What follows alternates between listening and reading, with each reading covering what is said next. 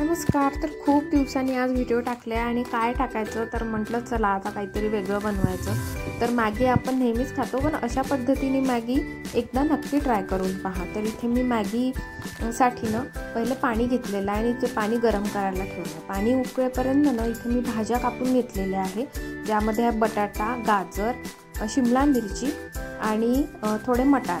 तुम्हाला जर वाटलं तर तुम्ही पत्तागोबी पण घेऊ शकता, अजून कुठल्या भाज्या घ्यायच्या असेल तर घेऊ शकता। तर पाणी उकळत आहे तोपर्यंत इथे पहा मी एक पॅकेट मॅगी घेतलेली आहे, जे छोटं पॅकेट येते।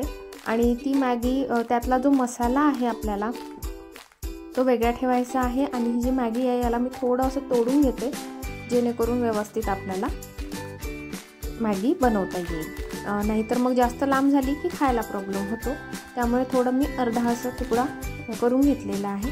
तर इथे पहा पाणी आता तापलेलं आहे आणि यामध्ये आपल्याला 2 ते 3 मिनिट बस शिजवून घ्यायची आहे हे मॅगी।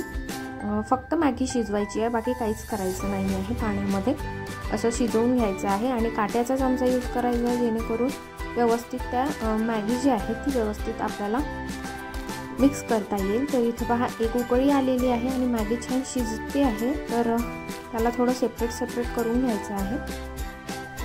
आणि मॅगी 70 ते 80% शिजवून घ्यायची आहे, जास्त शिजवायची नाही आहे। पाणी आटेपर्यंत शिजवायची नाही आहे, पाणी भरपूर ठेवायचं, जसे नूडल्स शिजवतो त्याप्रमाणे आपल्याला मॅगी शिजवून घ्यायची आहे। तर इथे पहा शिजवून झाली। आता मी एका चाळणीमध्ये टाकून हे एक्स्ट्रा जे पाणी आहे ते काढून घेते। इथे पहा पाणी काढून घेतलेलं आहे आणि मॅगी एकदम आपली छान अशी शिजलेली आहे। एकदम जास्त पण शिजलेली नाही आणि कमी पण शिजलेली नाही, व्यवस्थित शिजलेली आहे नूडल्स सारखी। आणि पाणी सगळं काढून टाकलेलं आहे। चला आता करूया पुढची तयारी। तर इथे पहा मी कढईमध्ये पहिले तेल घालून घेते। एक 3 ते 4 चमचे तेल टाकायचं आहे, थोडंसं जास्तच टाकायचं आहे, कारण मग ते जास्त जर कमी असलं तेल तर मग चिपकून जातं मॅगी। तर आणि ह्याच्या सगळ्या भाज्या आपल्याला ह्या ऑइलमध्ये टाकायच्या आहे आणि एक 2 ते 3 मिनिट छान याला परतून घ्यायचं, शिजवून घ्यायचं आहे, जेणेकरून ह्या भाज्या थोडंसं कच्चं पण निघून जाईल। आणि एकदम शिजवायची नाही आहे भाजीसारखं, बस नॉर्मल शिजवायची आहे, कारण त्या दातात आलेल्या अजून टेस्टी लागतात। तर इथे मी थोड्या भाज्या ह्या शिजवून घेते।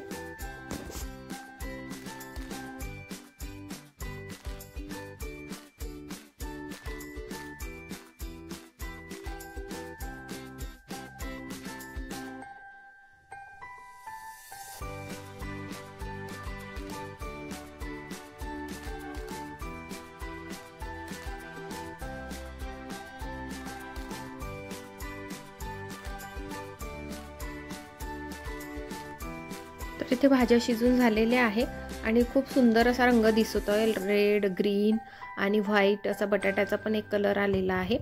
आणि हे जे मॅगी पॅकेट आहे आता या शिजलेल्या भाज्यांमध्ये टाकून द्यायचं आहे आणि परतवून घ्यायचं, एक वेळा मिक्स करून घ्यायच्या या भाज्या त्या मॅगी मसाल्यामध्ये। आणि गॅस एकदम मंदच ठेवायचा आहे, नाहीतर मसाला जळून जाईल आणि भाज्या पण जळून जाईल। तर छान परतवून घ्यायचं आहे। भाज्या याच्यासाठी की मुलांच्या पोटात जाते आणि ही मॅगीनं खूप टेस्टी लागते, नक्की करून बघा तुम्ही। आणि ही ती मॅगी आहे आपण जी शिजवून घेतलेली ही यामध्ये टाकून द्यायची आहे आणि काही नाही, बस आता 2 काटेचे चमचे घ्यायचे आहे आणि 2 चमच्यांनी छान ही मॅगी परतवून घ्यायची आहे। छान भाज्या आणि मॅगी मिक्स करून घ्यायची आहे, कारण साध्या चमच्यानी होणार नाही, त्यामुळे 2 काटेचे चमचे घ्यायचे आणि नूडल्स सारखं याला पण आपण मिक्स करायचं आहे। तर इथे छान ही मॅगी मिक्स करून घेते। अशाने काय होते, नुसतं साधं मॅगी पाणी उकळून आणि मसाला टाकण्यापेक्षा, आता कसा हिवाळ्याचा सीझन आहे आणि हिवाळ्याच्या सीझनमध्ये भरपूर अशा भाज्या मिळतात, तर अशा भाज्या टाकल्या तर मुलं पण आवडीने खातात भाज्या आणि मॅगी पण खातात आणि पौष्टिकपणा पण त्यांना मिळतो भाज्यांमुळे। तर छान असा सकाळचा नाश्ता किंवा मुलांना स्कूलमधून आल्यावर दुपारून वगैरे तुम्ही हे करून देऊ शकता। तर कशी वाटली एक मॅगीची वेगळी अशी रेसिपी मला नक्की कमेंट करून सांगा।